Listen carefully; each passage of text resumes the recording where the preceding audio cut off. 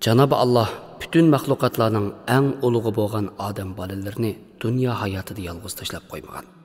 Balki uningga oiladan iborat bir ne'matni ihson qilgan. Oila odam bolalarining qalbiga huzur, xotirjamlik va shifo ato qiladigan katta ne'matdir. Oila ulug' Rabbimizning rahmati bilan qo'g'dildigan, mehr muhabbat, shafqat va kuyinish bilan go'zallashadigan suyumli makondir. Oila qurish muhim bo'lganidek, to'y qilishmi intayin muhim. To'y qilish deganlik o'xshash his-tuyg'u va o'xshash g'oya dunyosida tepishish demakdir. To'y qilish deganlik Alloh rizosini ko'zlab hayotini o'zaro o'rtoqlashish demakdir. Faqat bu dunyoda emas, oxirat hayotidami birga yashash niyati bilan birlikda yashashdir.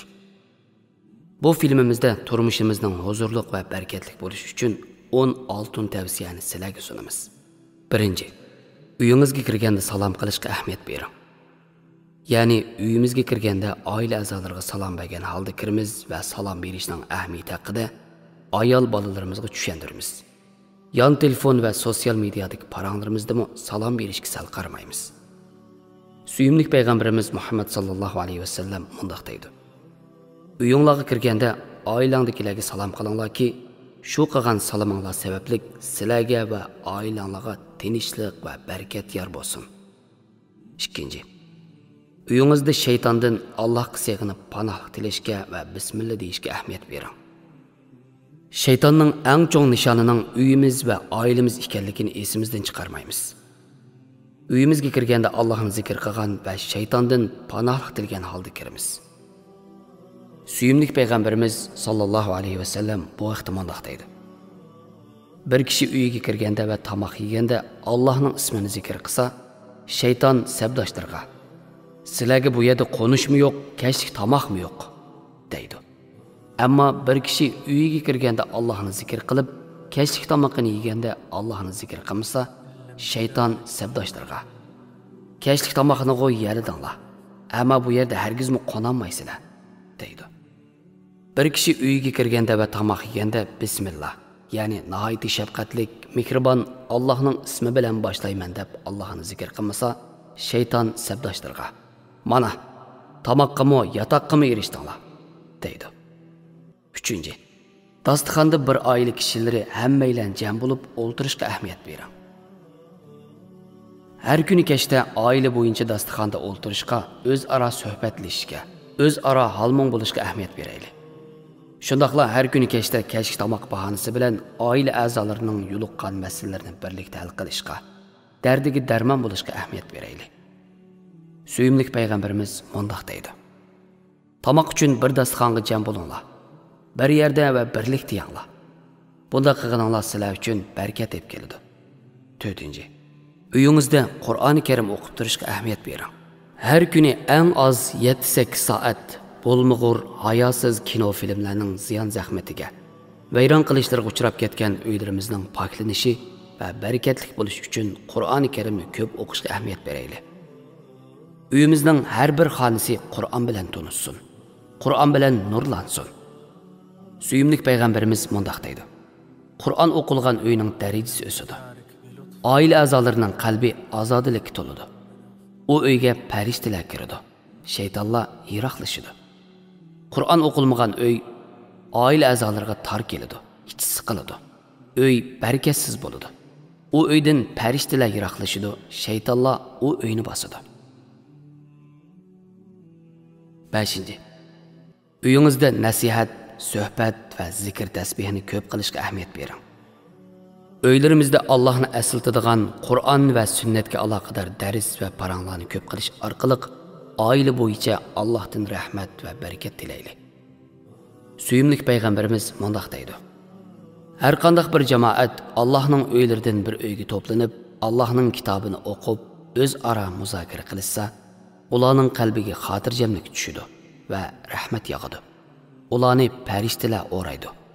Alloh taolami o kishilarni huzuridagi farishtalarning orasida yod etadi. 6. Uyingizda ota-onangizning hurmatini qiling. Ota-onamizni va oilamizning cho'nglarini uyimizda kutib olishga, ularni hurmatlab, roziligini va duosini elishga bor kuchimiz bilan tirishaylik. Ya'ni barakatning cho'nglarning duosi bilan bo'lganligini to'nib yetaylik. Suyimlik payg'ambarimiz mundaq deydi: Mo'lchilik va barakat sizlarning cho'nglaringlardadir. 7.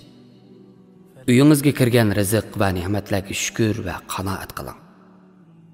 Rabbimizning bizga va oilamizga taqsim qilgan rizqiga rozi bo'lamiz. Qo'limizdagi ne'matlarga, sog'lig'imizga, oilamizga va bolalarimizga davomli shukr va qanoat qilaylikki, Rabbim oilamizda huzur va barakatni ko'paytib bersin. Suyimlik payg'ambarimiz mundaq deydi: Shak shubhisizki, Janobi Alloh sizlarga bergan rizq va ne'matlar orqali sinaydi. Kimiki Allohning berganlariga rozi bo'lsa, u ne'mat va rizq Alloh tarafidan texmo barakatlik va kengri qilindi. Kimiki rizqiga rozi bo'lmay qanoatsizlik qilsa, u ne'mat u kishi uchun barakatlik bo'lmaydi. 8. Uyingizda muloyim va adab axloqli bo'lishga ahamiyat bering. Uyimizda huzur, xotirjamlik va barakatning bo'lishi uchun jufti halolimizga, bolalarimizga va oilamizdagi har bir kishiga muloyimlik bilan chiroyli muomala qilamiz. Azor va aziyat beradigan ishlardan saqlanamiz. Agar o'zimizni boshqara olmay bu xatoliklarni sodir qilib salsak, aziyat berib salgan kishilarimizdan rozilik so'raymiz. Suyimlik payg'ambarimiz mundaq deydi: Muloyimlikda mo'lchilik va barakat bor. Kimiki muloyimlikdan mahrum qolgan bo'lsa, yaxshilik va barakatdan mahrum qolgan bo'ladi. 9. Uyingizda isrofga qarshi tadbirlik bo'lishga tirishing. Uyimizda eng avval non isrofiga diqqat qilish bilan birga har qanday isrofchilikdan alohida saqlanamiz. Isrof qilish Allohning bergan ne'matlariga qilingan eng cho'ng vafosizlikdir. Isrofchilikka qarshi tadbirlik bo'lishga ahamiyat beramiz. Chunki suyimlik payg'ambarimiz mundaq deydi: Tejashchan bo'lish, ya'ni isrof qilmaslik hayotlikning va barakatning yerimidir. 10. Uyingizda ko'p duo qilishga ahamiyat bering. Duo har qanday ne'matning eshigidir. Shuningdek, barakat otliq ne'matning eshigi bo'lsa, chin yurakdan qilingan samimiy duodir. Suyimlik payg'ambarimiz sallallohu alayhi va sallam qilgan shu duoni ko'p qilaylik.